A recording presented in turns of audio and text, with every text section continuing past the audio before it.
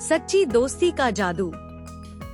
एक छोटे से गांव सूरजपुर में एक लड़का रहता था, आरव। वह बहुत ही शांत स्वभाव का था। गांव के बाकी बच्चों की तरह वह ज्यादा शरारती नहीं था। उसे पेड़ों के नीचे बैठकर किताबें पढ़ना और पक्षियों को देखना बहुत पसंद था। लेकिन उसकी एक समस्या थी, उसका कोई सच्चा दोस्त नहीं था। गांव के बच्चे अक्सर उसे अजीब कहकर चिढ़ाते थे, क्योंकि वह खेलकूद से ज्यादा सोचने और अकेले रहने में विश्वास करता था। एक दिन स्कूल से लौटते समय आरव जंगल के रास्ते से जा रहा था।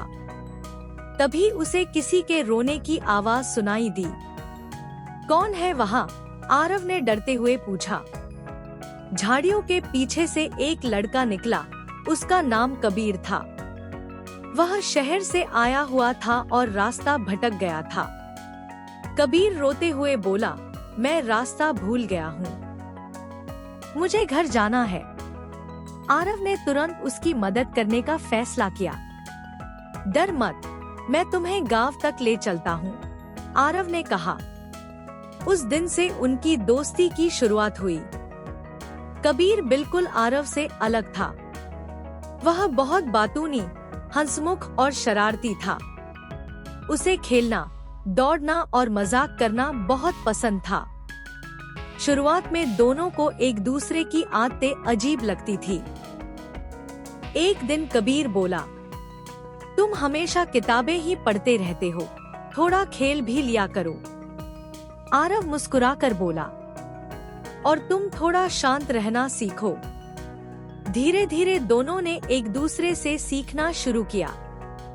आरव ने कबीर के साथ खेलना शुरू किया और कबीर ने किताबों में रुचि लेना शुरू किया। गांव के बाकी बच्चे भी अब उन्हें साथ देखकर हैरान थे। एक दिन गांव में बहुत तेज बारिश हुई। नदी का पानी बढ़ गया और बाढ़ का खतरा पैदा हो गया। कबीर का घर नदी के पास था। रात को अचानक पानी उसके घर में घुसने लगा। कबीर और उसका परिवार घबरा गए। आरव को जैसे ही यह खबर मिली, वह तुरंत मदद के लिए दौड़ा। वह अपने पिता के साथ नाव लेकर कबीर के घर पहुंचा। कबीर, जल्दी बाहर आओ, आरव चिल्लाया। कबीर ने डरते हुए कहा, मुझे बहुत डर लग रहा है। आरव ने उसका हाथ पकड़ लिया और कहा, मैं हूँ ना, तुम अकेले नहीं हो।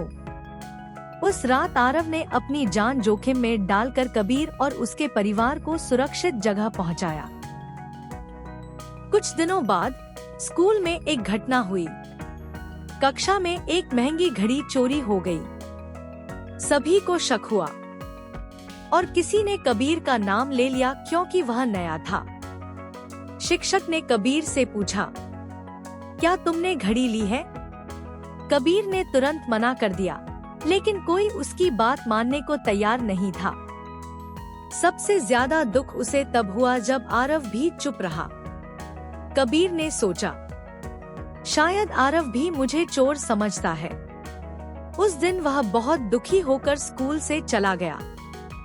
आरव को अंदर से बहुत बुरा लग रहा था। उसे यकीन था कि कबीर ऐसा नहीं कर सकता। उसने खुद सच्चाई पता लगाने का फैसला किया। अगले दिन उसने पूरी कक्षा की तलाशी ली और आखिरकार उसे घड़ी एक दूसरे लड़के के बैग में मिली। वह तुरंत शिक्षक के पास गया और सच्चाई बताई। शिक्षक ने कबीर से माफी मांगी, लेकिन कबीर अब भी दुखी था। आरव कबीर के पास गया और बोला, मुझे माफ कर दो, मुझे उसी समय तुम्हारा साथ देना चाहिए था। कबीर ने कहा, जब मुझे सबसे ज्यादा जरूरत थी, तुमने कुछ नहीं कहा। आरव की आंखों में आंसू आ गए। मैं डर गया था, लेकिन अब मुझे समझ आ गया कि सच्चा दोस्त हमेशा साथ देता है। कुछ देर चुप रहने के बाद कबीर मुस्कुराया, ठीक है, लेकिन अगली बार ऐसा मत करना। दोनों हंस पड़े और गले लग गए। अब उनकी दोस्ती पहले से भी मजबूत हो गई थी।